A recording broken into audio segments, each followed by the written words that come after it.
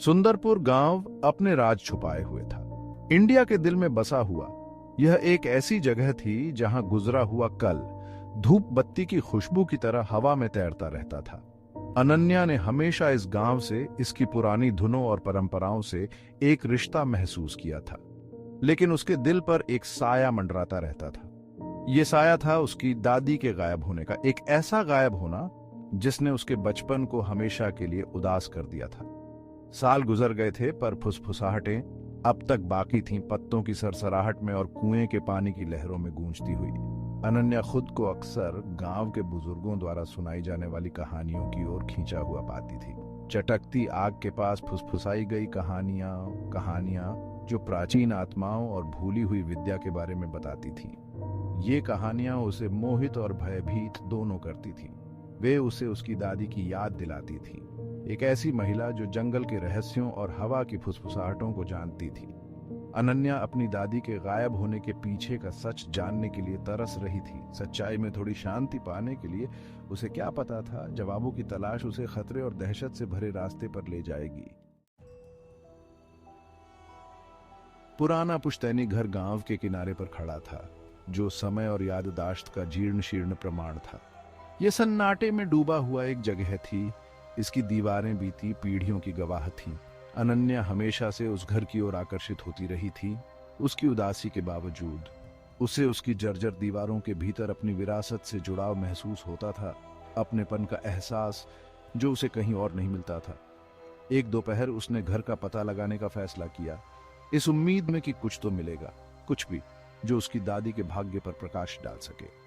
जैसे ही उसने अंदर कदम रखा, सड़ांध और भूली हुई चीजों की गंध उसके नथुनों में भर गई। सूरज की हल्की किरणें जो बंद खिड़कियों से भीतर आ रही थीं, उनमें धूल के कण नाच रहे थे। हवा में एक गहन सन्नाटा छाया हुआ था, जो केवल उसके पैरों के नीचे फर्श के तख्तों के चरमराने की आवाज से टूट रहा था। अनन्या सावधानी से अंधेरे कमरों से गुजर रही थी। उसका दिल उम्मीद और डर के मिश्रण से तेज धड़क रहा था। वह जानती थी कि इस घर के भीतर कहीं ना कहीं उसके जवाब छिपे हुए हैं, लेकिन वह यह एहसास नहीं झटक पा रही थी कि वह अकेली नहीं है। अटारी के एक धूल भरे कोने में पुराने कपड़ों और टूटे फर्नीचर के ढेर के नीचे छिपी हुई अनन्या को एक खजाना मिल गया। ये एक छोटी सी चमड़े की जिल्द वाली डायरी थी, जिसके पन्ने उम्र के साथ भुरभुरा हो गए थे। डायरी उसकी दादी की थी। इसके पन्ने सुंदर लिखावट से भरे हुए थे, जो अनन्या की रीढ़ की हड्डी तक कंपा रहे थे। जैसे ही उसने पढ़ना शुरू किया, वह एक अलग ही समय में पहुंच गई। एक ऐसा समय जब उसकी दादी एक जवान औरत थी, जो जिंदगी और जिज्ञासा से भरी हुई थी। डायरी में गांव में होने वाली अजीबोगरीब घटनाओं के बारे में लिखा था, फुसफुसाहटों और परछाइयों के बारे में जो रात में भटकती थीं। उसकी दादी ने एक प्राचीन आत्मा के बारे में लिखा था, जो चुड़ैल के नाम से जानी जाती थी और असीम शक्ति और क्रूरता की प्रतीक थी। स्थानीय किंवदंती के अनुसार चुड़ैल एक ताकतवर आत्मा थी, एक ऐसी औरत जिसके साथ धोखा हुआ था और जिसे जंगल में मरने के लिए छोड़ दिया गया था। अपने गुस्से और निराशा से भस्म होकर वह एक ताकतवर आत्मा में बदल गई। उसकी सुंदरता अपने पूर्व स्वरूप के एक भयानक मजाक में बदल गई। चुड़ैल सभी पुरुषों से बदला लेना चाहती थी, उन्हें अपनी मंत्रमुग्ध कर देने वाली आवाज से जंगल में फुसलाती थी, केवल अपने असली रूप को प्रकट करने के लिए, और उन्हें अपनी मौत तक घसीट कर ले जाती थी। गांव वाले चुड़ैल के डर से जीते थे।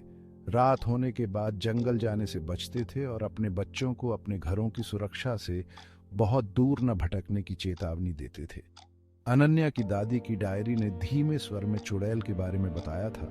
उसके शब्दों में डर और आकर्षण का मिश्रण बुना हुआ था। चुड़ैल की कहानी सुंदरपुर के लोक गीतों में गहराई से समा गई थी। वह बुरे सपने जैसी प्राणी थी, क्रोध और दुहक की मूर्ति थी। गांव वाले उसके लंबे काले बालों, उसके नुकीले पंजों और उसके चुभते हुए रोने की कहानियां सुनाते थे, जो हड्डियों तक को कंपा देती थी। कहा जाता था कि वह जंगल के बीचों बीच रहती थी, एक ऐसी जगह जहां सूरज की रोशनी भी घुसने की हिम्मत नहीं करती थी। ऐसा माना जाता था कि चुड़ैल कभी एक खूबसूरत महिला थी, जिसे उसके प्रेमी ने धोखा दिया और जंगल में मरने के लिए छोड़ दिया। अपने गुस्से और निराशा से भस्म होकर वह एक ताकतवर और बदले की भावना से भरी हुई आत्मा में बदल गई। उसकी सुंदरता अपने पहले वाले रूप के एक विकृत मजाक में तब्दील हो गई। चुड़ैल सभी पुरुषों से बदला लेना चाहती थी। वह अपनी मंत्रमुग्ध कर देने वाली आवाज से उन्हें जंगल में फुसलाती थी और फिर अपना असली रूप दिखाकर उन्हें मौत के घाट उतार देती थी। ग्रामीण चुड़ैल के डर से जीते थे, रात होने के बाद जंगल जाने से बचते थे और अपने बच्चों को चेतावनी देते थे कि वे अपने घरों की सुरक्षा से बहुत दूर न भटके। अनन्या की दादी की डायरी ने धीमे स्वर में चुड़ैल के बारे में बताया था। उनके शब्दों में डर और आकर्षण का मिश्रण बुना हुआ था।